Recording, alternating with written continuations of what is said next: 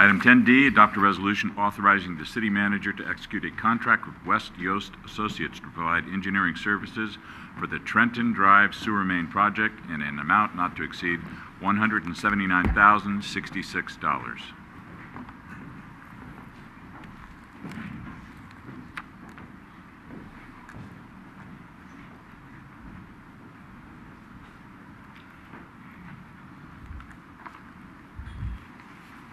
If you could.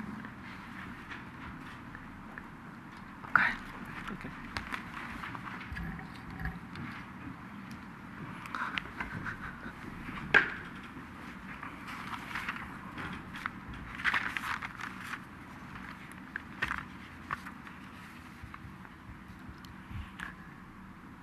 Good evening, Mayor and Council. As you can see on the exhibit, the existing Trenton Drive sewer main is located in an easement behind the homes on the south side of Trenton Drive, uphill from San Bruno Avenue. This sewer main was constructed in the 1950s and in need of rehabilitation or replacement in order to reduce sanitary sewer overflows. The Trenton Sewer Project has been included as a priority project in the current draft sewer master plan. Between the year 2007 and 2010, the Trenton area had 8 instances of SSO, and 4 of the 8 were of the more serious Category 1 SSOs. Explain SSO just for the public. A SSO stands for Sanitary Sewer Overflows, the acronym. And this is a much higher average than the rest of the city neighborhood. Due to the steep terrain and heavy eucalyptus growth in the area, Trenton sewer main is inundated with root intrusion, which requires constant and extensive maintenance and repair work by city crews. Also, since 2006, city crews have conducted 11 repairs in the Trenton sewer area.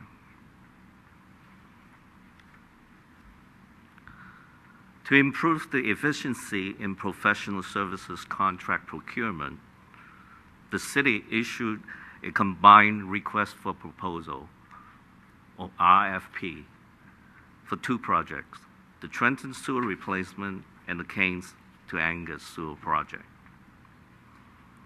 Details regarding the Keynes to Angus project will be presented in the next agenda item. In response to the RFP, the city received a total of 8 proposals and interviewed 6 of the top consultants. The interview panel consisted of city staff that include the project engineer, the city engineer, and the sewer division manager. Although the 2 projects shared a combined RFP, the consultants were selected separately for best fit for each project based on their work plan and approach, qualifications of the team members, innovation, and ability to meet project schedule. And each consultant was rated and given a point score by each of the members on the panel, and then the point score were averaged to determine the ranking.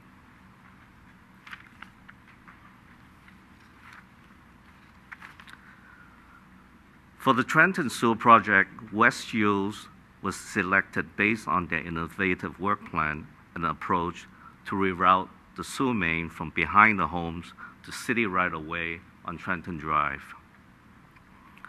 This would eliminate the need to create an access road behind the homes and minimize impact to the environment and the neighborhood.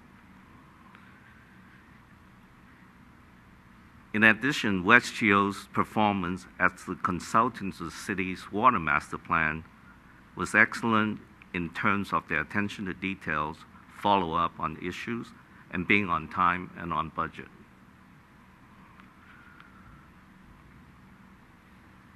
The first task for the consultant is to perform a feasibility study to evaluate the different alternatives for the project. And the final design alternative will be selected based on the impact to the neighborhood and the environment, community input, and construction cost. For the project schedule, staff estimate that the design would take approximately 9 months to complete, with an additional 1 year for the construction. And if awarded, it is anticipated that the project will be completed by summer of 2014.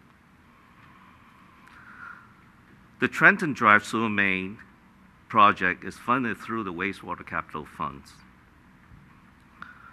In the original capital improvement program budget, the design cost was $120,000 compared to the proposed cost of $179,066. And the original construction estimate was $1 million plus $100,000 contingency in the original capital improvement budget. The revised construction estimate is $850,000 plus $137,000 contingency. It is expected that the additional cost for the design, which is $59,066, will result in savings during the construction of a less expensive alternative. And it is reasonable to anticipate that the project could still be completed within the estimated total project budget in the capital improvement program and also in the staff report. With that, I'm open to questions. Any questions of staff? Ken? So, I guess my question is that this engineer was selected, West Yost was selected because they had a different approach, that all the other proposals were to keep the sewer in the sewer line in the same location on the hill? That is correct, Councilmember Ibarra. The West Yost was the only consultant that proposed the rerouting the sewer lateral to the front on Trenton Drive and constructing a new main on Trenton Drive. Many of us are used to having sewer mains in the street. Is there any explanation on why 60 years ago this was placed on the side of a hill behind residences? Yes. Well, if you're familiar with this neighborhood, the street elevation is actually higher than the back of the homes, and it goes downhill from there. Oh, okay. And in those days, 60 years ago, I can only speculate that that would be the easiest way for the developer to put it right behind the home and run it down and prior to this heavy eucalyptus growth. And of course, one consideration we have to take now is by moving the sewer main to the street, the new sewer main would have to be at a much deeper elevation in order for the sewer laterals to be rerouted from the back to connect to the new sewer. So that is one of the concern that we have. I would like to add one comment that at this time it's not a given that the main will be relocated. But considering the proposal, it's worthwhile to assess which of those two alternatives will be better for the long term and minimizing impact to the residents and also enabling the city to better manage that section of the sewer main in long term, depending how those two alternatives will come out, and also based on the resident input, how feasible those alternatives will be and what the cost will look like. That's when that decision will be made. And it's easy for me to look at a line drawing and say, well, okay, well then why not just put it in San Bruno Avenue? Then you've got gravity on your side, and you don't have to. Then you don't have to be within the trees. The key will be how you can connect those homes to that main, and that will be the challenge. Okay. There is approximately 35 homes along that. 35 laterals would have to be relocated, and we will have to run very long laterals from the back of the home all the way down to San Bruno in order to meet the sewer main, the new main on San Bruno Avenue. Okay. And of course, that is still a possibility, but cost-wise, you're the preliminary, we professionals. do not think that it's a good option. Any other questions of staff? Michael? Through the chair, thank you. Can you provide a little more detail on how, if this does become the solution, the laterals are going to be redirected from the rear of the house to the front of the house? Yes. I'd like to show. Westfields also, during the interview, presented a pamphlet of a project that they did for Yuba City, which is also rerouting the sewer main, relocating the sewer main from the back of the home to the front and rerouting the laterals. And the way they proposed is to use a directional boring between homes to run a lateral pipe to the back of the house and make the connection at the back. So there would be no interruption for service except the point that you need to connect the two pipes. In the meantime, while they're constructing this lateral to the back, the existing lateral will still discharge to the main behind the homes. So that is what they propose. Of course, this directional boring of the new lateral would be between the homes and not underneath the homes. And that's also one of our staff's concern. Yeah. But it would still require the ground to be opened up between each home to no, it run a would new be a lateral? direction drilling. So it would go underground. Of course, it would require maybe a right of entry or for work from the homeowners that consent. And then at the back of the home where the new pipe daylight, we would have to do a small excavation to connect the existing lateral to this new pipe that will come down to the front of the house. So there will be a small excavation there. But the installation for the length of the house will be done by directional boring. It seems to me, and maybe I'm thinking about this too simplistically, but it would require some pretty extreme angles for pipes that are laid in the ground coming out of the house in one direction, and you're talking about boring straight back, making a small connection, and then bringing it back 180 degrees in the opposite direction. And that to me seems like something that would cause issues with flow. We definitely will look into the potential problem with running the sewer 180 degrees to the front, but it has been done before, and if done correctly, I believe staff believe that the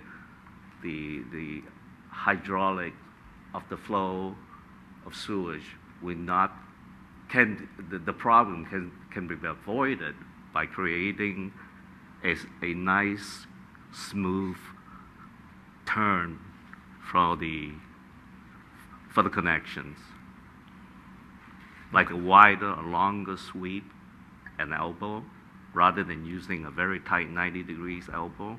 Those will all eliminate, reduce the friction loss through the pipelines. So, and certainly those details will be analyzed and assessed during this first phase of the design process. Okay. Yeah, and I understand it's not absolutely the way we're going to go, but there is a concern that we're picking a more expensive design, or potentially a more expensive design, based on the potential of doing something. And my first thought in reading the description is that there's no way you can do that as cost efficiently as just tapping into existing laterals where they currently exist and just rebuilding the main in its current position.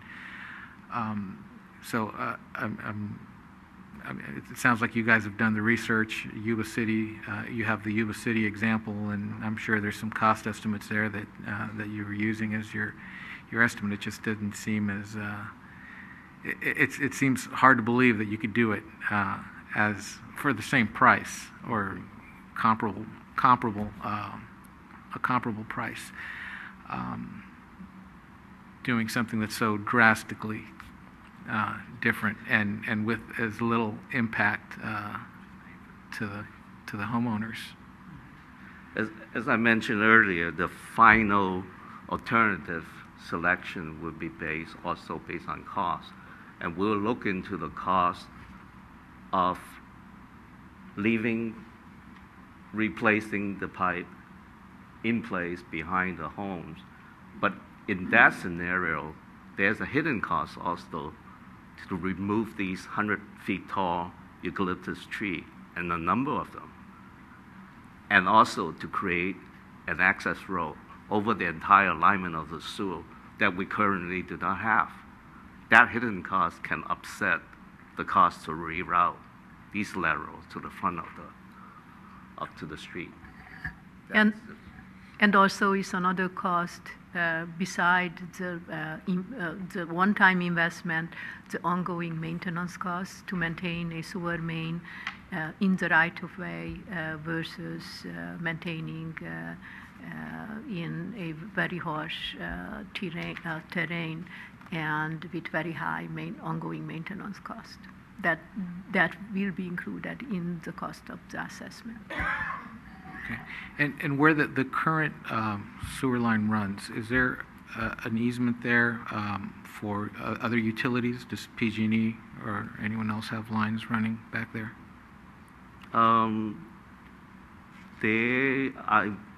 During the site visit, I observed an overhead PG&E line, but not directly over. It crosses the easement at a point. It crosses it. Yeah, but it wasn't running directly over the easement. Okay. I believe that easement was primarily for the sewer easement. Okay. All right. Thank you. Great, Chair. I know, as the mayor asked to quantify what an SSO was, when we say it's the more serious Category 1, can you, or the director, clarify Category 1? Category 1 is considered more serious SSO, which is above the discharge of 1,000 gallons, or that the overflows sewage could not be recovered from a storm drain, and that's what's considered as a Category 1. Okay, thank you. This is just on myself. Something I have thought of, and somebody else has brought it up too, but I know in all of our language we have here, these projects are an amount not to exceed X dollars. And always, I don't know if there's better, that lawyers can come up with better verbiage, but these not to exceed always gives me this impression that that's where your plateau is. Meaning that they can go right up to that, and obviously if there's a change order, it's going to exceed that. And again, this is just a little food for thought for future, but it's the mindset of how I see it, read it, and how some may interpret that.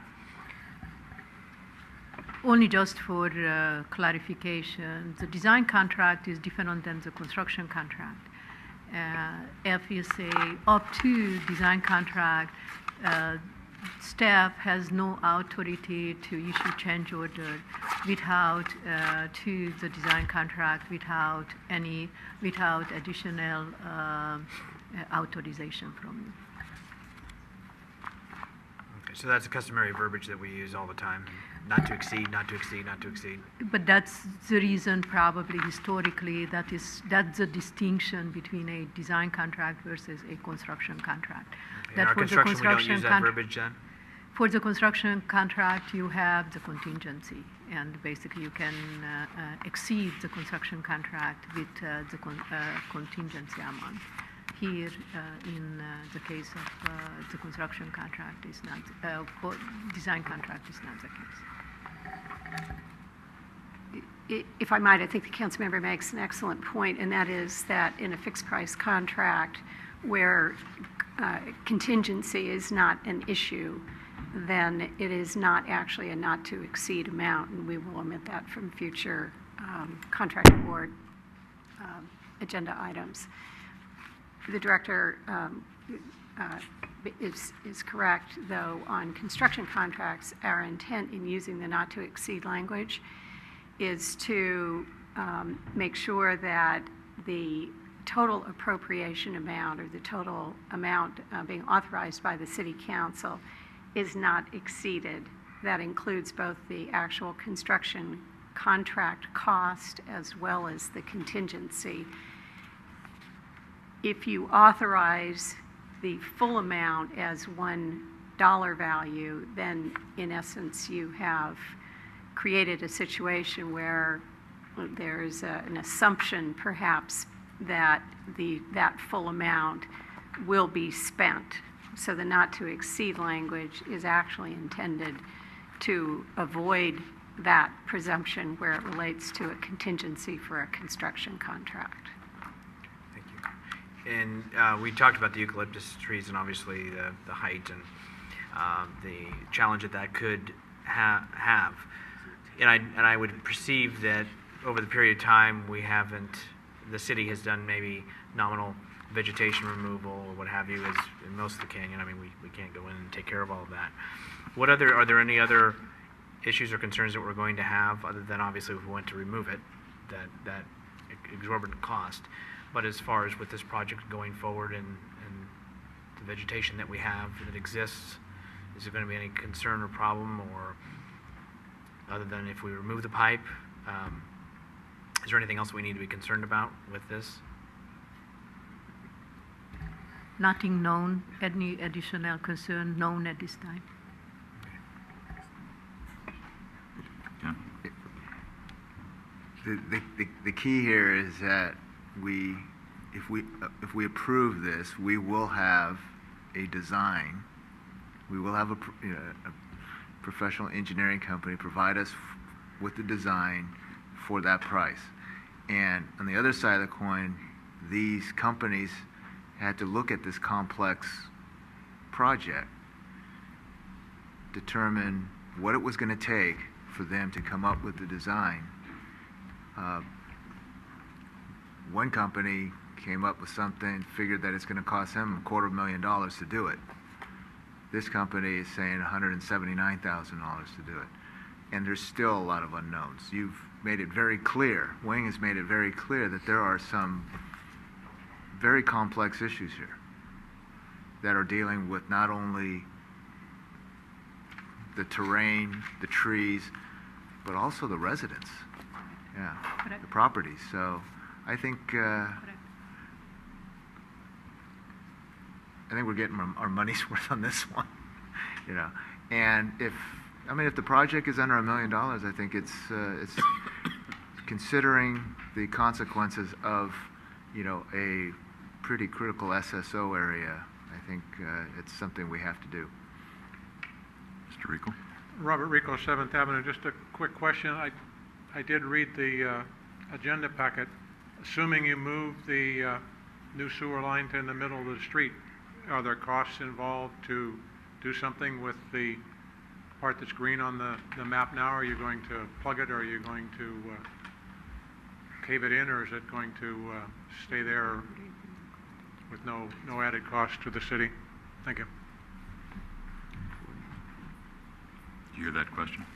Yes, the abandonment of the existing line will be included in the cost of the alternative to relocate to the street at that time.